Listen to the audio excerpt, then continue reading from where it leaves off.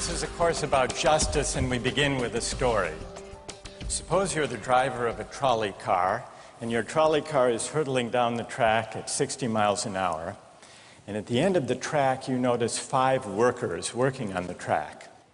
You try to stop, but you can't. Your brakes don't work.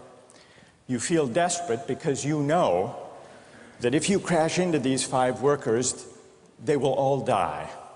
Let's assume you know that for sure. And so you feel helpless until you notice that there is, off to the right, a side track. And at the end of that track, there's one worker working on the track.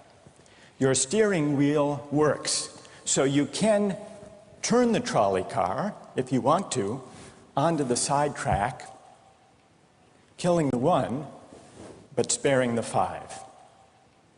Here's our first question. What's the right thing to do? What would you do? Let's take a poll.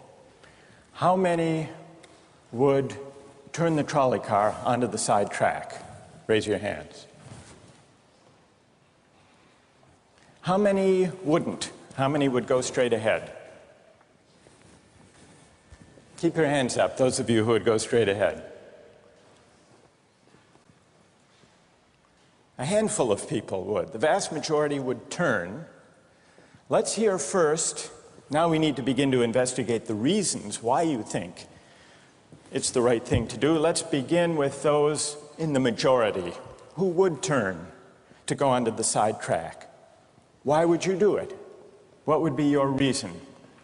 Who's willing to volunteer a reason? Go ahead, stand up. Because it can't be right to kill 5 people when you can only kill 1 person instead. It wouldn't be right to kill 5 if you could kill 1 person instead. That's a good reason. That's a good reason. Who else? Does everybody agree with that reason? Go ahead. Well, I was thinking it's the same reason on 9/11. We regard the people who flew the plane into the Pennsylvania field as heroes because they chose to kill the people in the plane and not kill more people in big buildings. So the principle there was the same on 9/11. It's a tragic circumstance, but better to kill 1 and so that 5 can live? Is that the reason most of you had, those of you who would turn? Yes? Let's hear now from those in the minority, those who wouldn't turn. Yes? Well, I think that's the same type of mentality that justifies genocide and totalitarianism. In order to save one type of race, you wipe out the other. So what would you do in this case? You would, to avoid the horrors of genocide, you would crash into the 5 and kill them? Presumably, yes. You? Yeah. Okay, who else? That's a brave answer. Thank you. Let's consider another trolley car case and see whether those of you in the majority want to adhere to the principle, better that 1 should die so that 5 should live. This time you're not the driver of the trolley car, you're an onlooker. You're standing on a bridge overlooking a trolley car track. And down the track comes a trolley car. At the end of the track are 5 workers. The brakes don't work.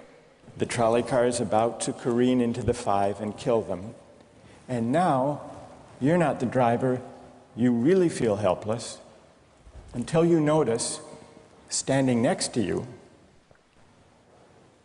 leaning over the bridge, is a very fat man. And you could give him a shove. He would fall over the bridge, onto the track, right in the way of the trolley car. He would die, but he would spare the 5. Now, how many would push the fat man over the bridge? Raise your hand. How many wouldn't?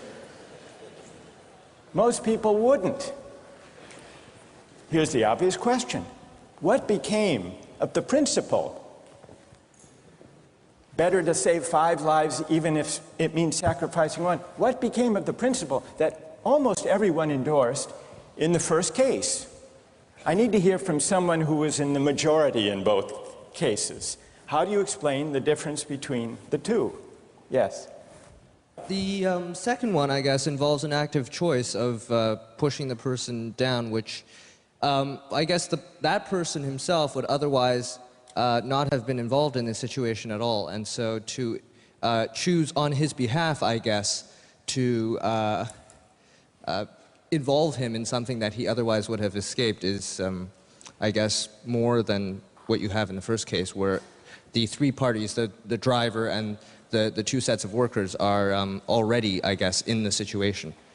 But the guy working, the one on the track off to the side, he didn't choose to sacrifice his life any more than the fat man did he? That's true, but he was on the tracks.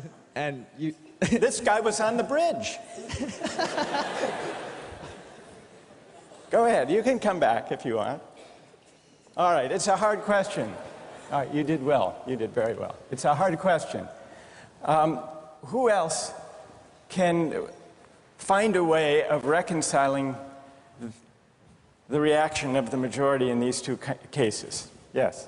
Well, I guess in the first case, where you have the 1 worker and the 5, it's choice between those 2, and you have to make a certain choice, and people are going to die because of the trolley car, not necessarily because of your direct actions. The trolley car is a runaway thing, and you're making a split-second choice, whereas pushing the fat man over is an actual act of murder on your part.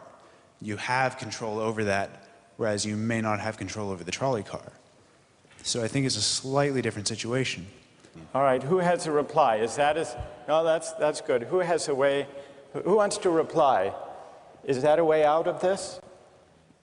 I don't think that's a very good reason, because you choose to, it's either way you have to choose who dies, because you either choose to turn and kill the person, which is an active conscious thought to turn, or you choose to push the fat man over, which is also an active conscious action. So either way you're making a choice. Do you want to reply?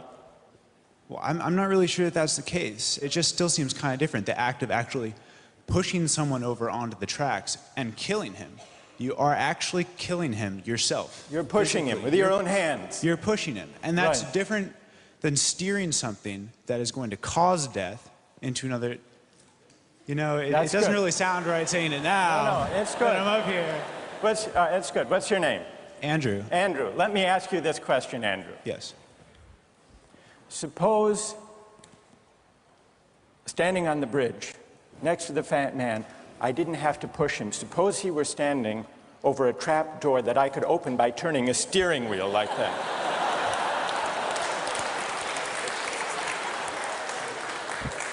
Would you turn?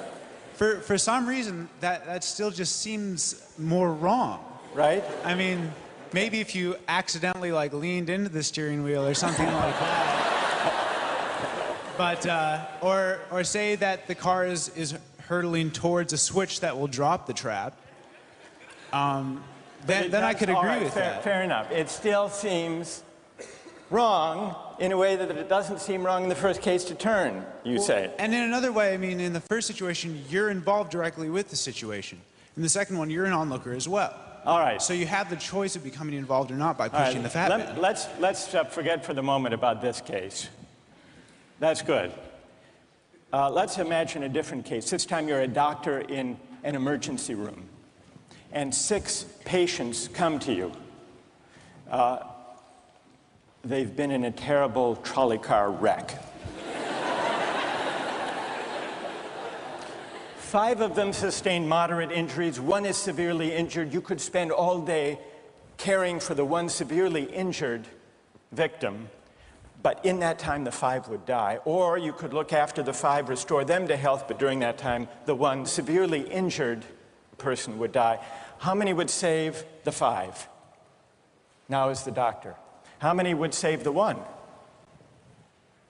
Very few people. Just a handful of people. Same reason, I assume. 1 life versus 5? Now consider another doctor case. This time you're a transplant surgeon, and you have 5 patients, each in desperate need of an organ transplant in order to survive. 1 needs a heart, 1 a lung, 1 a kidney, 1 a liver, and the 5th, a pancreas. And you have no organ donors. You are about to see them die. And then it occurs to you that in the next room, there's a healthy guy who came in for a checkup. And he's... You like that? And he's taking a nap. You could go in very quietly, yank out the 5 organs, that person would die. But you could save the 5. How many would do it? Anyone? How many? Put your hands up if you would do it.